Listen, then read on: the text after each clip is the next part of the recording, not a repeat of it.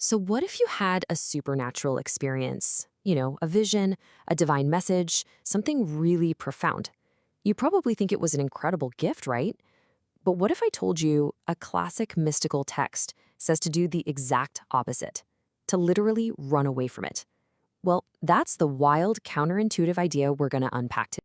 I want you to just imagine this for a second. You're deep in prayer or meditation, and bam, something extraordinary happens. Maybe you see a vision of a saint, or you hear these incredibly profound words, but there's no one there. Maybe it's a smell, a taste, or a touch that feels so intensely delightful you just know it's not from this world. I mean, these are powerful, captivating moments. And naturally, your first thought is, this is it? This is a gift.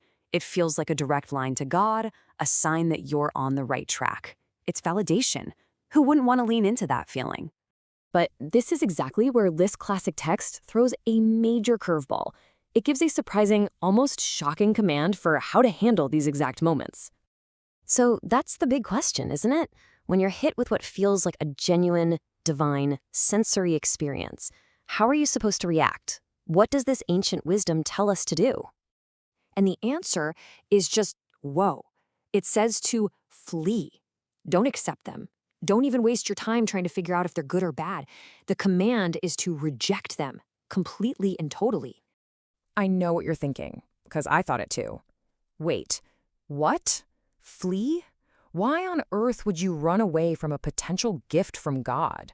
That seems totally backward, maybe even disrespectful. There has to be a really, really good reason for an instruction that radical. And you'd be right. There is a very powerful reason. The text argues that when we rely on our senses for spiritual stuff, we're wading into some pretty risky territory. Let's break down what those hidden risks are. Okay, so here's the core problem. Our physical senses, they are fertile ground for deception. Yes, they can be a channel for something divine, but they are just as easily, and maybe even more easily, a channel for something else entirely. See, here's the thing. There are two potential sources for these kinds of experiences. If it's actually from God, its goal is to make you more humble and to deepen your pure faith. But if it's from a diabolical source, the goal is the complete opposite, to puff you up, to make you feel special, proud, and self-satisfied. And that ultimately pulls you right off the true path.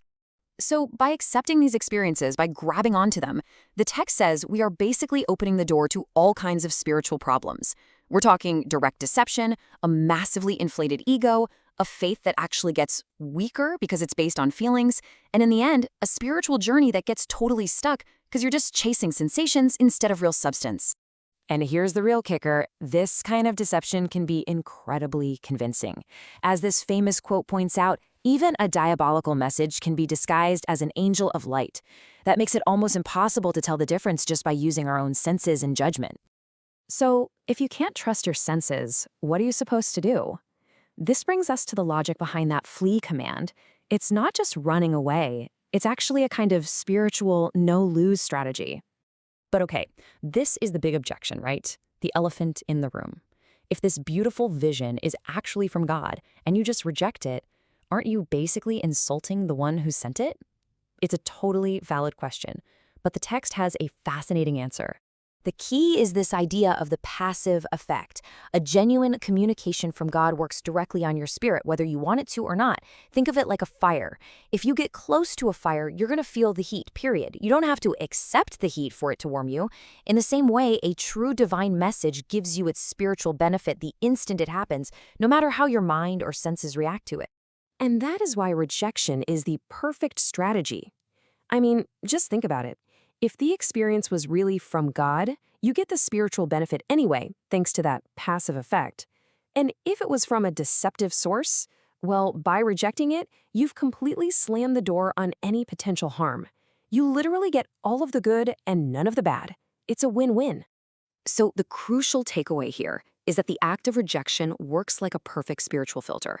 It automatically blocks anything harmful, anything deceptive, while letting the pure, good spiritual effects pass right through into your soul. It's a flawless defense mechanism. Now, why is this all so incredibly important? This advice isn't just some clever trick to avoid spiritual danger. It actually points to the real fundamental goal of the entire spiritual journey. Resisting the temptation of these sensory experiences. It's really about keeping your eyes on the prize. The ultimate goal isn't to collect a bunch of cool spiritual experiences to tell your friends about. It's to achieve a state of union with the divine. And that is a reality that is way, way beyond anything our physical senses can ever touch. The source material actually visualizes this path as a journey through 7 mansions, and each one represents a deeper and deeper degree of love and spiritual union. Getting attached to sensory stuff, that's a trap that keeps you stuck in the very first mansion, and it prevents you from ever moving forward toward the real goal. The text uses another really powerful metaphor for this. It describes the spiritual journey as a battle with a 7-headed beast that's blocking your path. And in this analogy, denying these sensory experiences is like severing the first head. It's the essential first victory you have to win just to even begin the true journey inward. So, ultimately, the message here is crystal clear. The real spiritual path isn't some kind of sensory theme park. It's a journey into a reality that completely transcends the physical world. And it requires us to rely on pure, simple faith, not on what we can see or hear or feel. And it all leads to this one final, really provocative question. According to this ancient wisdom, is true spiritual sight found not by opening our eyes wider, but by learning how and when to close them?